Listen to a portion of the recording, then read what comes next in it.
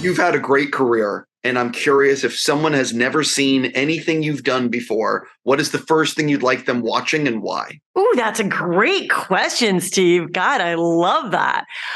I'm I think I really feel so proud of the movie I did with Chris Kelly called Other People. It's very dramatic. I play the mom dying of cancer, but it's funny. And I won the Independent Spirit Award for that. So I really feel so proud of that movie, or maybe Superstar too, because that's so close to my heart.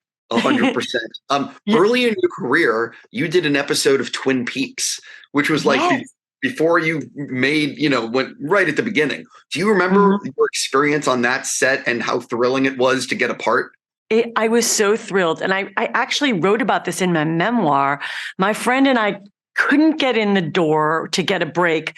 So we made up this scam that we said we worked for David Mamet, and we would make calls for one another, pretending to be agents or people that, pretending to be people that worked with David Mamet, and we were recommending these young kid actors who we thought were brilliant. And we just made up this whole story to get in the door.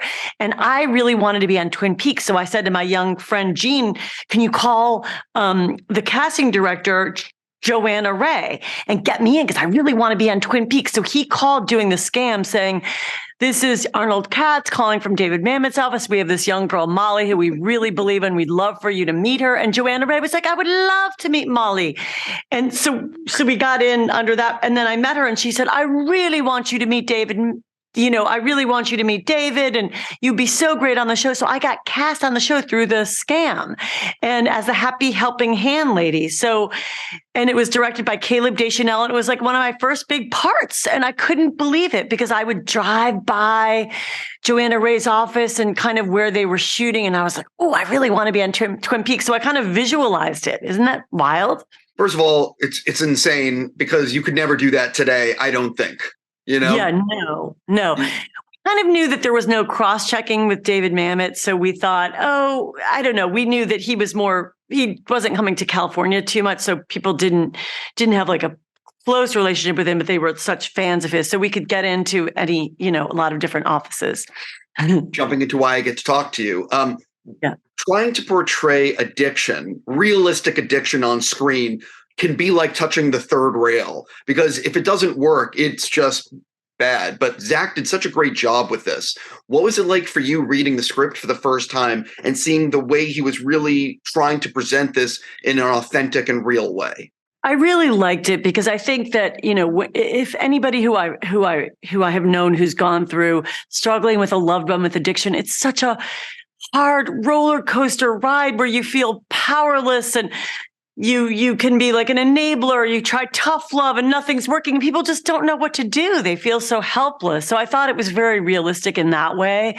And then she's also a mother and she doesn't want her daughter to die and she's scared. So she's like, she gets to a very low point where she's such an enabler that she goes, oh, here, honey, here's pills. We'll figure it out. Just take these. And because she doesn't want her to disappear again or it's too scary. And I mean, I watch that show Intervention, so I feel like I love it. And it really helps you understand the whole, like it's a family disease. It's the codependence with the addiction and very hard. And I love the author, Sam Quinones, and I read a lot of his books and I've read Dreamland and I like reading about the crisis and I'm fascinated with it. I read a lot about it during my free time because I find it interesting. What was your reaction when you found out you were going to be, and I rarely say this, but getting to do a scene with Morgan Freeman?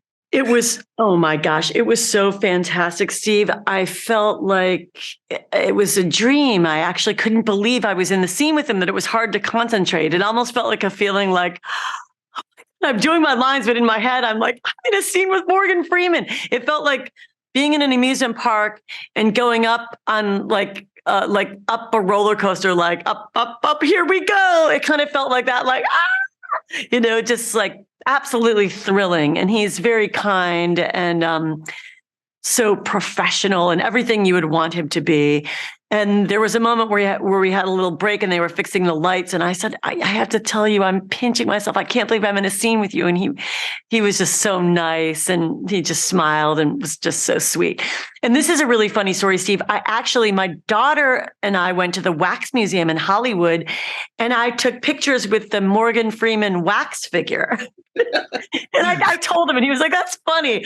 So I was trying to find. I think I showed him the picture. So it was really funny. I like learning about the behind the scenes of the making of a show or a movie. Is there anything that you think would surprise people to learn about the making of a good person? Anything that would surprise me to learn about what makes a good person? Yeah, maybe I worded it bad, but anything unique to this shoot or anything that a fan of the movie might be, interested to learn. Oh yeah, I think let's see here. Well, I think the path to, if you go through something hard and you feel like you made a terrible mistake and you're a good person, I think the path to forgive oneself can be a really rocky road, and people can be so hard on themselves. But there are good people who make mistakes. And I think you have to have compassion for others and compassion for yourself. And hopefully if you can get through that, you can come out at the other end a better person, and maybe find forgiveness for yourself and redemption. And so I think the movie does a good job of showing that. And then Morgan Freeman writes a letter at the end talking about embracing your fate and those ideas. There's a scene of you outside Florence's bedroom, like you're clearly been drinking, and you are pitching her on why you guys should do Shark Tank. When you're filming a scene like that, how much is that exactly what Zach wrote, and how much is that like a mix of you getting to add a little bit of yourself? That's a great question. It's definitely Zach's idea of you're going to pitch your Shark Tank, but then he lets me be very loose with it. And I'm drinking. And so I have to be loose with it because she's like, that'll be so fun. So it was, he pitched me a couple ideas. Maybe you could say this or that or this, like a couple different Shark Tank ideas. So he let me really kind of improvise that, be pretty loose, because she's kind of drunk.